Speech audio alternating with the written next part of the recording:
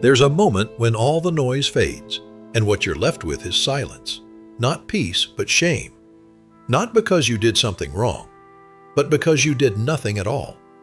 Stay with me, because by the end of this, you'll understand why Carl Jung believed your undisciplined self isn't lazy, it's exiled, and it's been begging, quietly, endlessly, to come home. We rarely speak about the quiet destruction of watching yourself break the same promise over and over. The vow you whisper at night and abandon by morning. The quiet hope of tomorrow that you already know will never arrive. The slow erosion of self-trust. You don't hate your reflection, but you don't believe it anymore. You say you'll start. You say you'll change. And for a moment, you even believe it. But then, like a ghost, the man who made the vow disappears. And all that's left is the tired version of you, scrolling again, numbing again, hiding again. Jung once wrote, "People will do anything, no matter how absurd, to avoid confronting their own soul." What if that's what's really happening here? Not laziness, not procrastination, but a spiritual denial of the man you're meant to become. That's where we begin. Because what if I told you the distracted, unfocused, tired version of yourself isn't the real you? What if that's just the part you've rehearsed for too long? If this already stirs something deep within you, don't just watch. Subscribe. This channel exists to speak directly to the part of you the world ignores. You've been trained to think discipline is about effort, but it's not. Discipline isn't effort, it's identity. And you will never live as a disciplined man until you stop identifying as someone who's trying to become one. It sounds strange, but stay with me, because once this lands, the battle you fight every morning will finally make sense. See, Jung believed most people never become who they are, not because they don't try, but because they remain strangers to their own potential. They chase change like it's something out there, another productivity hack, another YouTube video, another motivational burst. But the truth? You don't need more. You need less. Less noise, less distraction, less hiding, less escape from the thing that terrifies you most. Not failure, but responsibility. Not the responsibility to others, but to your own becoming. The sacred responsibility between who you are and who you were born to be. That's where discipline lives, not in morning alarms or willpower charts, but in devotion.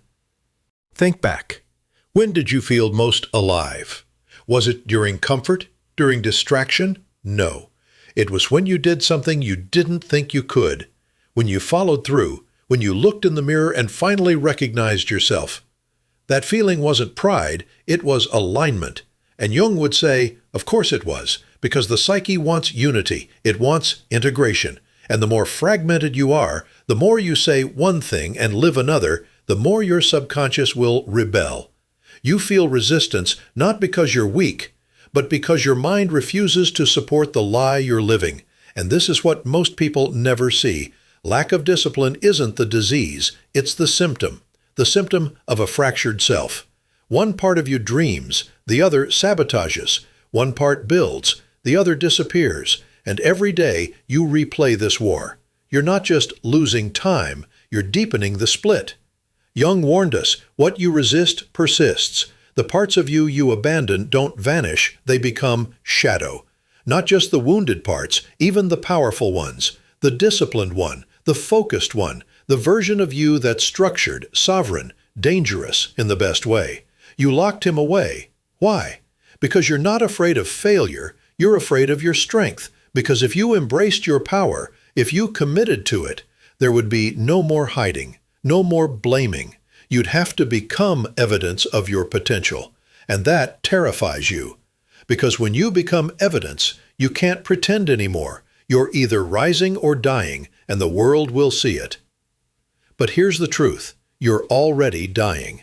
Every time you betray your own calendar, every time you abandon your priorities, every time you numb your pain with short-term dopamine instead of long-term integrity, you're not tired because of effort, you're tired because of guilt.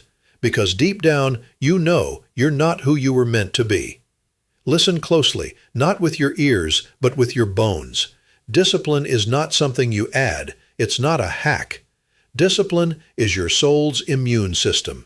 It guards you from decay, from regret, from becoming a man who has everything except himself. Leave a comment when something hits you. You never know who else might need that moment of clarity. And now remember this. There was a time you wanted this, before the burnout, before the scrolling, before you stopped believing in your own fire.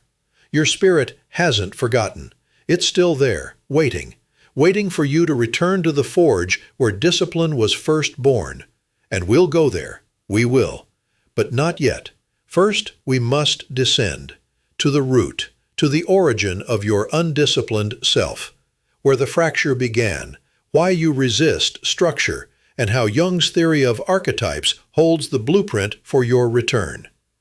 This isn't motivation. This is transformation. This is all. You didn't become undisciplined by accident. You were trained by thousands of tiny betrayals, some from others, most from yourself. And over time you absorbed a lie, that you're the man who almost does it, the man who nearly changes, who almost keeps his promise. But that isn't who you are. That's just the mask you wore to survive, crafted from rejection, failure, abandonment, and now that mask is hardened into identity. Jung said, until you make the unconscious conscious, it will direct your life, and you will call it fate. So let's make it conscious. Go back, not to relive, but to understand. Remember the first time your effort was punished, the first time your focus was mocked, the first time you built something only to watch someone tear it down like it meant nothing. That's how the fracture begins, not from laziness, but from pain. Because discipline demands belief, it demands trust in your own strength. And when that trust is broken early, the disciplined self doesn't die, he hides. This is what Jung called the exile of the noble archetype, the king, the warrior, the architect of order, the builder within you, the leader of your own life. He still exists, but twisted, buried under shame, masked as laziness. So every time you try to change, new habit, new routine, new schedule, you are not starting fresh, you are confronting ghosts. Ghosts who whisper, you never finish what you start, you're not that guy. And unless you face them, you will keep sabotaging, not because you want to fail, but because part of you believes you must. And that's where Jung offers the breakthrough. Your failure isn't about effort, it's about identity. You cannot outperform a belief that you are not capable. You will always return to the man you think you are. So how do we shift identity? Not with hype, not with mantras, but with integration. Imagine two men within you. One seeks order, sovereignty, purpose. The other seeks comfort, avoidance, safety. They are not enemies. They are fragments of you. And until you stop trying to kill one, you will never feel whole. Speak to the lazy self. Ask him, what are you protecting me from? Because I promise you, he's not trying to ruin your life. He's trying to keep you safe from disappointment, from humiliation, from the sting of being seen and not being enough. But now it's time to reclaim him. This is what discipline becomes at its highest form, not a war, but a reunion, a return to the throne you abandoned. Jung taught that every man must meet his inner king. And when he does, he stops performing. He builds, not to impress, but because he has remembered his purpose. Discipline is psychological architecture. It's the outer expression of internal order. Without it, you don't just lose progress, you lose peace, because shame is the residue of a fragmented soul. You were never meant to be disciplined for productivity. You were meant to be disciplined for peace. That's why you must stop reaching for motivation and instead awaken memory. The memory of who you were before you were told to dim your light. And yes, it will be painful, because to become the man you're meant to be, you must bury the man who kept you safe. Not with shame, but with honor. He got you this far, but he cannot take you further. So grieve him, thank him, and release him. With that freed energy, build. Build mornings that anchor you. Build routines that restore you. Build an identity that doesn't need external validation. You become the calm in the storm, and that calm is your superpower. You don't need to wait for Monday. You don't need another breakdown. You don't need to be perfect. You just need to begin, because this moment, this breath, this heartbeat is your initiation.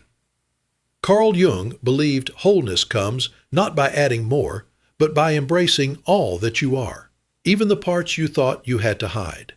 You are not here to escape them. You are here to lead them. And when you do, when your inner house is finally in order, discipline will no longer be a struggle. It will be your nature, a quiet, daily rhythm, like a man who has remembered what he came here to do. So return to your vow, not tomorrow, now.